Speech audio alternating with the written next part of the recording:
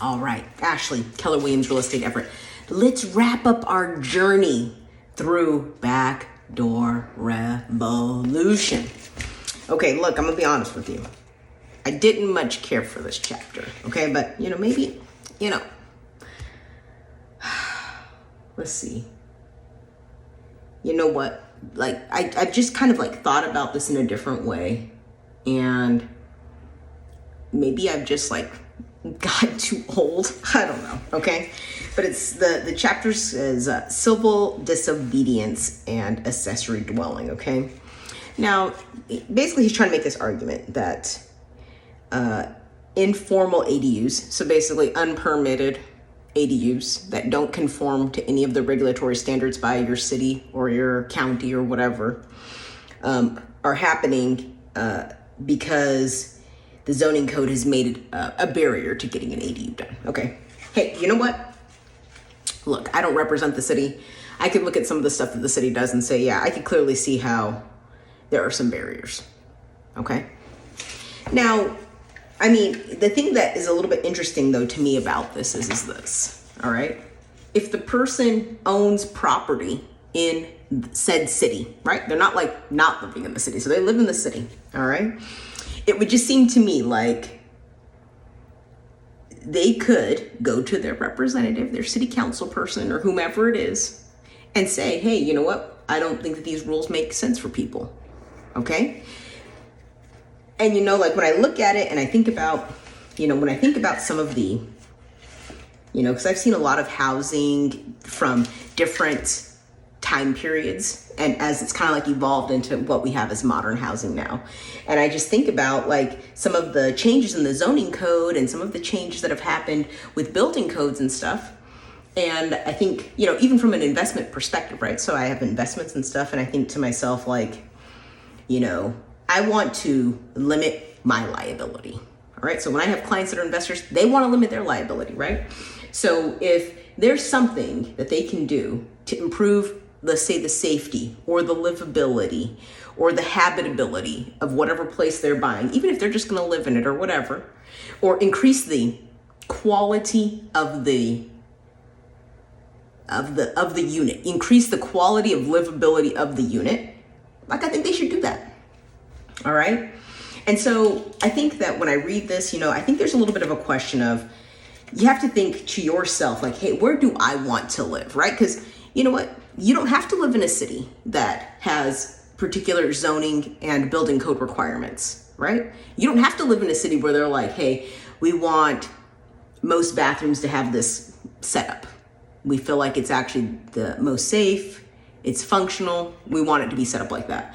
You don't have to live in a city where they're we have a fire department. They have to be able to fit through the windows if the house catches on fire. You don't have to live in that city. You could live in a place where they don't care what size the window is, right?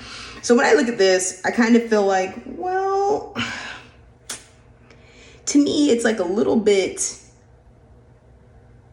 I think it's a little bit ignorant of the fact that there are safety requirements. There are insurance companies. If we didn't have to have insurance and insurance companies didn't require that you be able to get out of a house safely if there's a fire or whatever, then nobody would care. We wouldn't have to have a height size on that window or a sizing issue with that window. We wouldn't have to have some of these regulations, right? But, I think they're just trying to make that work, right? And then, here's the thing. I feel just in defense of the regulatory people, right? They're kind of having this battle, right? Because the tenants are living in these houses where they're hey, these are unsafe. Or something happens in the community and they find out, oh, well, the house was unsafe. So then what do? Nothing? Something? What? Oh, you think that they just woke up one day and said, hey, we want to make this rule on whatever so that we can just make it hard for people? No, there's always a reason for some of these rules. Some of these rules, there's always a fucking reason. There's always reason. Even, he talks a lot about there's in some cities they require that the property be owner occupied in order to have an ADU, right? In order to rent it out or whatever. There's a reason for that. There's a reason for that. It's because the people that are living there said, oh, well, we don't want renters. That's, so there's always a reason. I don't know, maybe they don't feel comfortable saying it directly or whatever, right? But people have a problem with renters, and they're like, hey, we don't want renters here, so we're going to make it more difficult to rent it out because we don't want renters around. So, you just have to kind of like know where you're living, all right? So like, I feel like that's part of it, right? And this lady, she wrote a book. Maybe I'll go back and read her book. I mean, I don't know if I want to really spend a whole lot of time on it because, she's talking about all these issues that come up, but it's like she doesn't actually like, I think, point to this. Like, it's sort of, let's see if I can do this. Like, to me, it's more of like an intentionality and an alignment, like where you live. All right.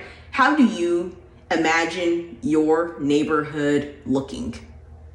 Because here's the thing. If you're like, hey, you know what? I imagine a neighborhood with tree houses and it's a whimsical fairyland or whatever. Well, you're probably not going to do good in like city of Everett. You're going to have to be in a different city and you're going to have to find people. And this is the beauty. And let me tell you this is the beauty of the United States. There is probably a jurisdiction. There's probably a city where you could live in whimsical fucking land, bro.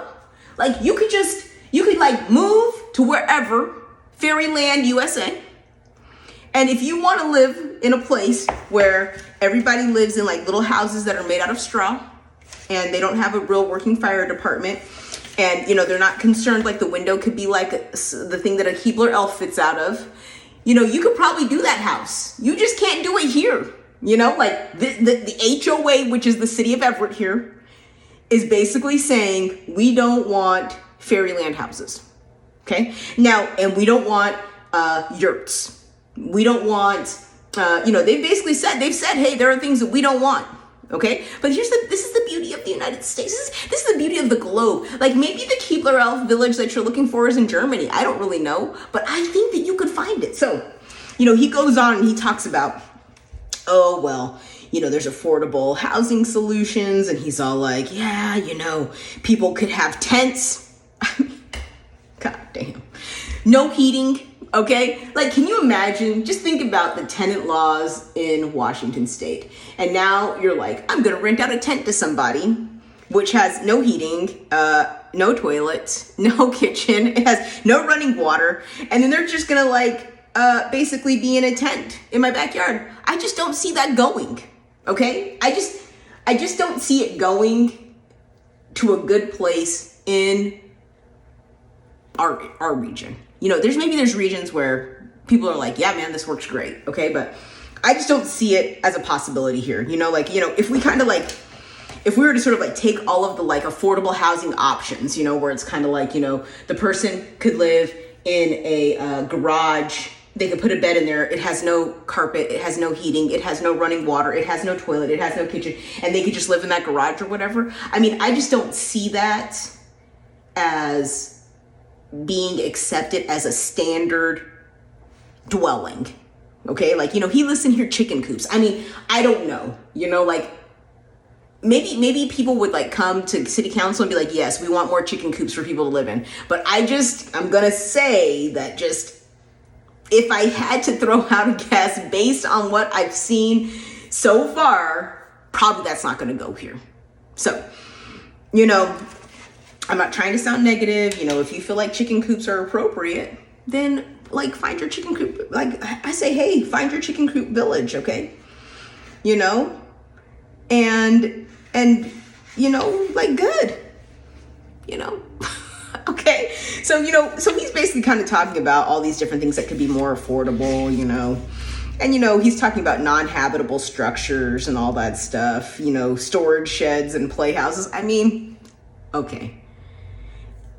There's ways to make money at everything. And like, do I think that if I put on a Craigslist thing, hey, I'm renting out my playhouse, my kid's dollhouse or whatever, someone could come and live in it. It's big enough to sleep one person. It doesn't have running water. I mean, do you know how quickly that would be shut down? Like, let me ask you this. As a person, you're watching this video, you see that. I mean, does that seem cool to you? Like, I don't know. I don't know that most people are going to be like, hey, that sounds great. Okay. So I think that there's a little bit of like, I think coming to reality about what do we feel here as residents of the city of Everett, participants in the HOA that is the city of Everett. what do we feel is like a good way that housing should look? What should that standard be like? You know, and if you haven't involved yourself in that or asked that question, then you know, it may be worth investigating that. And then you can sort of now use that lens and think about like, okay, well, how do I want an ADU to look? Right? Because that's what we're trying to do here, right? We're like working together, and we're all kind of taking all the information in, and we're like coming together, and you know, this is what the city council people have to do, right? But you know, a lot of people in the HOA, which is the city of Everett, don't participate. Okay? They're like, okay, well, how do we balance all this? How do we balance like safety? How do we balance like habitability? How do we make sure that this housing is like actually appropriate for human beings, right? Like, you know, people are not living in chicken coops, you know? So, you know, like what is acceptable and what isn't? And I just think that, you know, we are beyond the chicken coop. And you know, yes, there's some other great creative housing. And there are places where you could do it. You just maybe can't do it here. Okay, so, you know, does it have to have plumbing? Like, what are we gonna do with the sewage, dude? Like the wastewater has to go somewhere. Okay, it can't just go in the street or, you know, just pile up in someone's backyard. Like, we have to actually just figure out a way to dispose of that. So, you know, I think that, you know, it's okay. You know, like, I feel like he kind of like a little bit gives the people that are trying to build ADUs like a little bit of like, well, you know, they're just trying to do something good for affordable housing, and they're gonna be, you know, I'm gonna use a couple of words, but I want to like just kind of like use it as a fact. I don't want to like be judging here, but like the people are naive and, you know, maybe a bit ignorant, right? You know, people don't know, you know, I don't really mean that word like in a negative way, but it's the one that kind of comes to mind about like what the purpose of the policies are and why they're in place and whether or not they should actually follow them, you know? And I think, you know, he's like, well, it's not affordable for people or whatever, but you know, man, here's the thing. Everybody is always trying to, there's just a lot of people that are just trying to get around the law. I don't know, like, you know, like it's kind of like, well, it's almost like us versus them, but what we have to realize is that it's us versus us. Right? Because if you, like, who is it that actually creates the regulatory body? You have to ask yourself this question. It's an important question. Who is it that creates the regulatory body? Yeah, I think you know the answer to that. So, you know, I think that's where you got to put your mind. And if you don't like the way the rules are, then, you know, maybe you go talk to city council, or maybe you join a committee and change the rules. Yeah, in an official way, make it more accessible. Maybe you come up with a tax. I mean, like, some of this stuff has to be funded. Like, you know, we have a standard in the city that says that sewage has to go somewhere. That's the standard. So, you know, somehow it has to get connected. You know, if you think that the way that should go is that people that do ADUs should get like some kind of credit, and then like, you know, maybe that comes from the city, then maybe you come up with a budget initiative that funds that, and then everybody that does an ADU, they get like a credit, and then the city, everybody pays into taxes to fund it. You know, I mean, I feel like it's really that simple. But, you know, I feel like there's like a little bit of like a misunderstanding about how those funds get done, you know? So, yeah, I mean, I feel like I got a little bit far afield, but the point of the story is that, you know, he lists, here, listen to this. Here's a partial list of why owners create accessory dwelling units without permits. Local bylaws and ordinances prohibit the owner from doing so legally, right? So maybe they just don't have ADU rules, okay? The property owner does not wish to comply with the planning and building codes. Okay, that just sounds like a little kid. Like, I tell my daughter she has to hang up her coat. She's like, well, I'm not hanging up my coat. Okay. The permitting process would cause significant expense and delay. I think that that's true. It's, you know, if you're gonna do it in a city where they have organized rules around it, you can't just like, hey, boom, I would do this in a weekend. No, you got to go through a process. Homeowners wish to avoid property tax increases. Well, I mean, I'm sorry. We live in a system right now where property taxes are what fund a bunch of different projects, and property taxes are determined by the value of your home. If the value of your home increases by adding an ADU, then it is what it is. If you don't like that system, then why don't we have a conversation about really how to make that system work? There's some stuff that we have agreed to pay for together. There is some stuff, regardless of whether or not you're aware of this, that we have agreed to pay for together. And property taxes is what gets that done. So we've agreed to pay for it. If we want to not pay for it, or we want to come up with a different system for that, then let's talk about a different system. Okay? Conversion of the space was thought to be only temporary. Well, sure, that happens all the time. Okay? But I think that to me, I feel like there's these fundamental questions. If we're worried about property tax, then maybe we come up with a different system for funding certain things. Maybe we have to kind of go back to the drawing board and say, hey, we don't really like how we do that. We would rather do it this way, or we don't want to pay for this together. I don't know. I don't actually know what the answer is, right? I feel like this is a group question, right? Okay, let's all hear it out. How are we going to do it? So yeah, that's the last chapter. So basically all that's left now is the conclusion. And, the conclusion was, it's actually only a couple of pages. But I think I'm very supportive of ADUs. I think we can do it. I think we do need to be concerned about, have some standards around it. Some people aren't going to like that. And I think if they don't like the standards, let's hear your solution.